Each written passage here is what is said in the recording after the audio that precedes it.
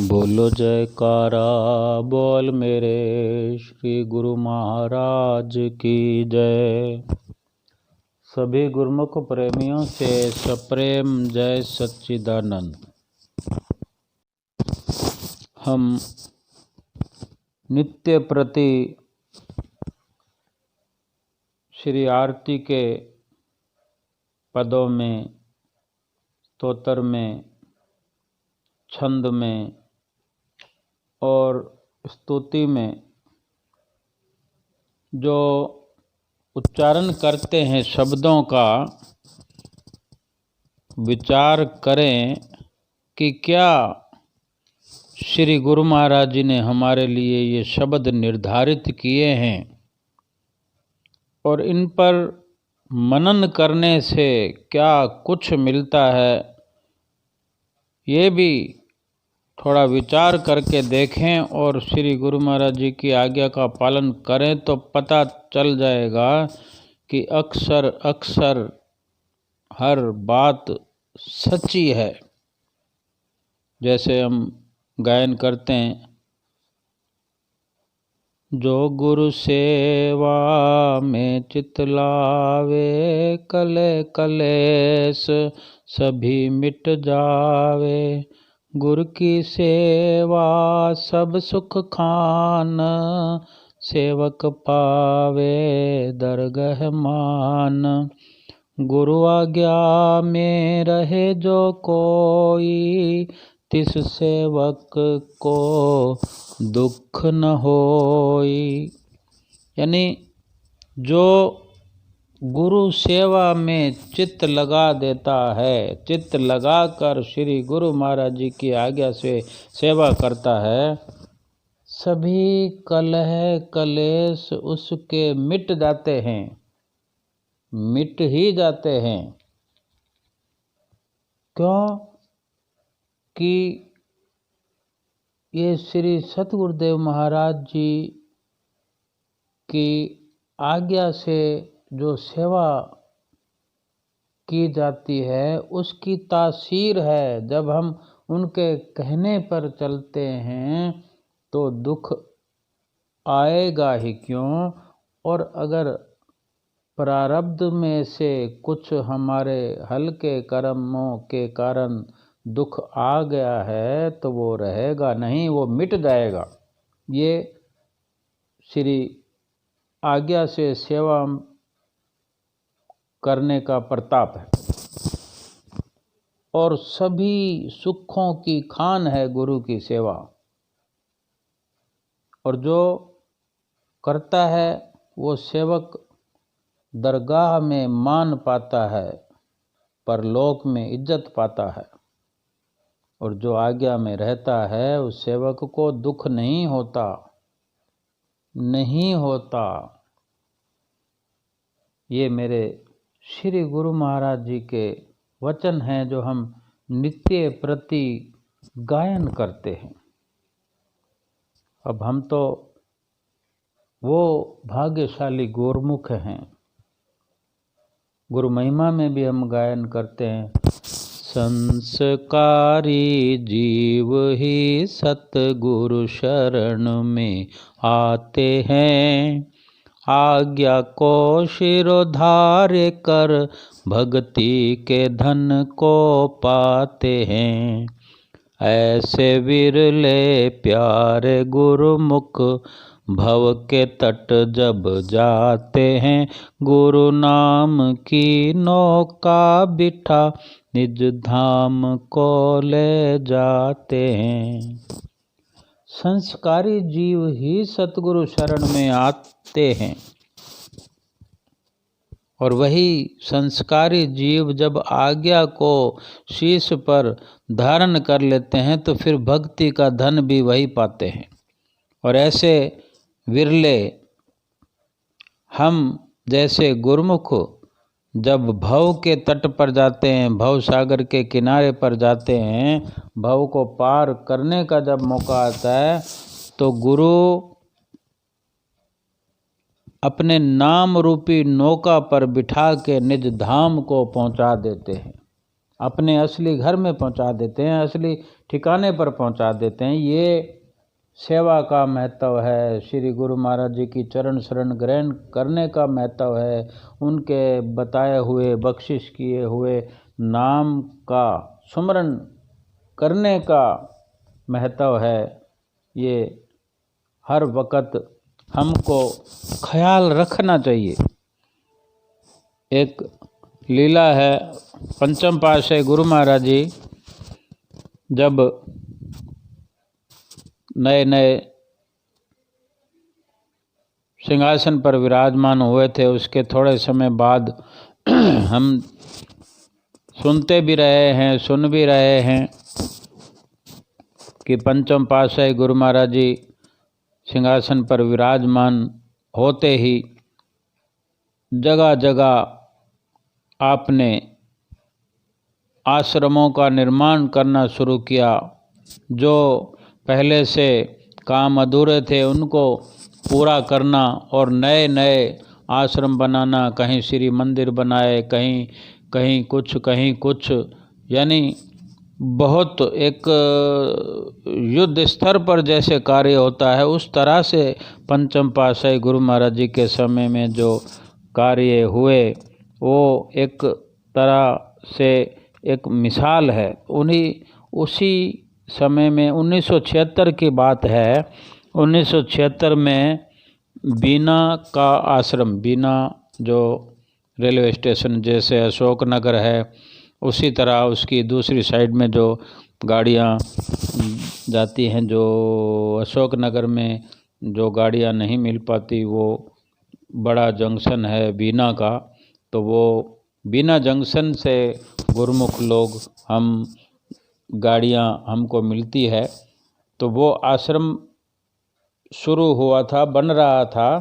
तो उस पर जो ड्यूटियाँ लगी होती हैं, सेवा का कार्य करने वाले होते हैं, महात्मा जन भी होते हैं, भगत जन भी होते हैं। तो इसी के संदर्भ में एक महात्मा जी ने लीला सुनाई अपने ही बारे में कि मुझे जो कि वहाँ सेवा मेरी लगी हुई थी, महात्मा जी, आदरणीय महात्मा जी बता रहे हैं कि हमारी सेवा लगी हुई थी वहाँ बीना आश्रम का जो आश्रम बन रहा था। तो वो वहाँ जो कंस्ट्रक्शन हो रहा था तो उसकी जो मटेरियल जो चाहिए होता है, पत्थर चाहिए, मार्बल चाहिए, सीमेंट चाहिए, कुछ भी हो, तो वो महात्मा जी की सेवा थी कि वो ट्रक में भर कर वो सप्लाई वो आश्रम पर सब कुछ पहुंचाना होता है। तो महात्मा जी ने बताया कि एक बार जो सीमेंट की सप्लाई के लिए, सीमेंट लेने के लिए जाना था, तो ट्रक लेकर सीमेंट लेने के लिए चल पड़े। मैयर उसी साइड में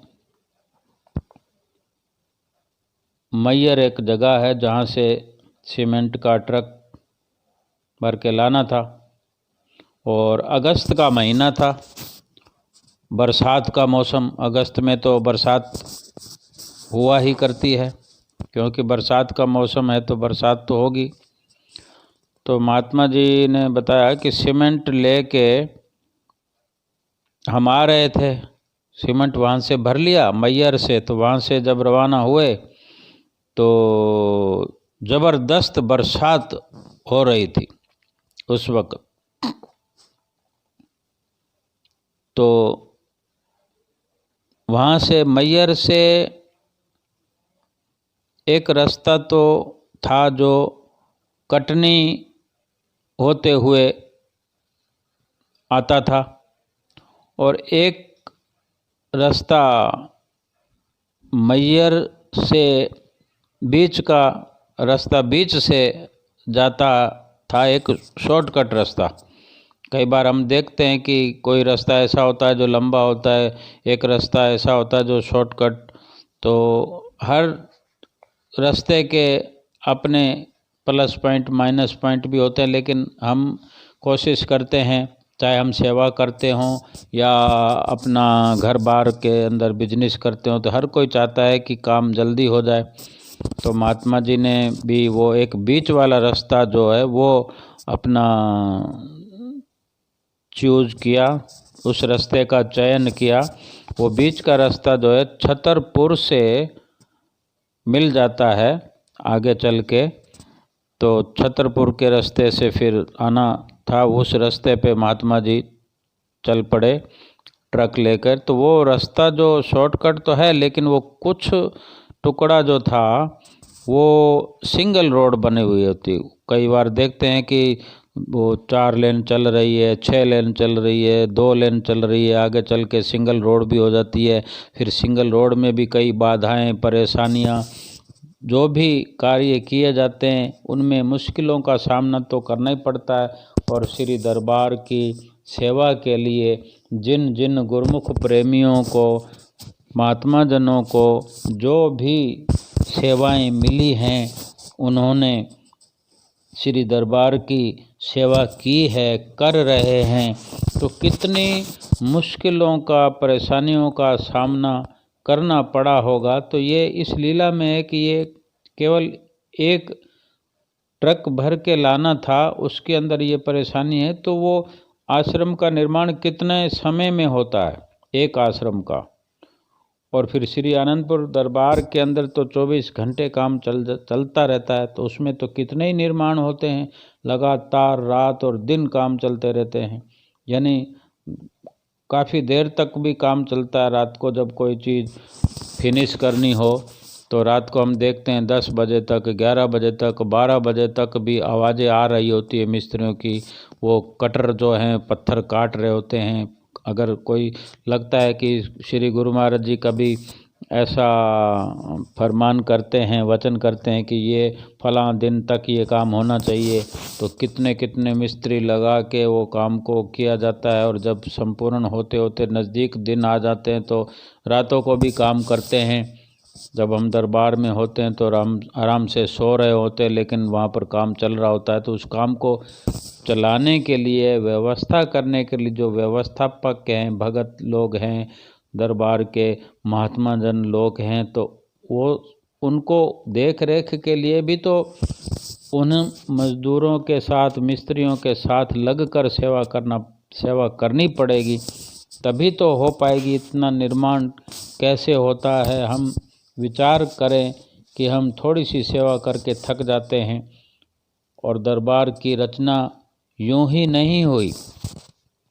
तो वो महात्मा जी बता रहे हैं कि वो जो शॉर्टकट का रास्ता था वो हमने चयन किया और उस रास्ते पे चल पड़े। अब वो जो सिंगल रोड का रास्ता है, तो वो जहाँ तक सिंगल रोड है, यानी छोटी रोड है, जिस पर मुश्किल से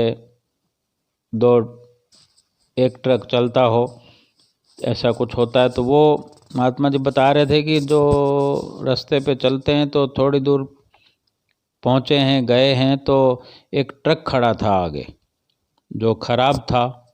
अब वो ना आगे हो सकता ना पीछे हो सकता है। तो अपनी गाड़ी निकालने के लिए महात्मा जी ने साइड से विचार किया कि साइड से रास्ता तो है, गाड़ी निकल जाएगी। सड़क से नीचे उतारना पड़ता है गाड़ी को, कभी आधी गाड़ी नीचे उतारते हैं, कभी पूरी गाड़ी को भी उतारना पड़ता है। थोड़ा सा साइड में लेकर फिर वापस सड़क पे गाड़ी को चढ़ा लिया जाता है। तो महात्मा जी ने गाड़ी को साइड से निकाल लिया, ट्रक से आगे हो गए। अब वापस सड़क पर तो चढ़ाना ही पड़ेगा, कच्चे में तो चला नहीं सकते, और कच्चा सब जगह ऐसा नहीं होता कि गाड़ी को निकाला जाए, खतरनाक होता है।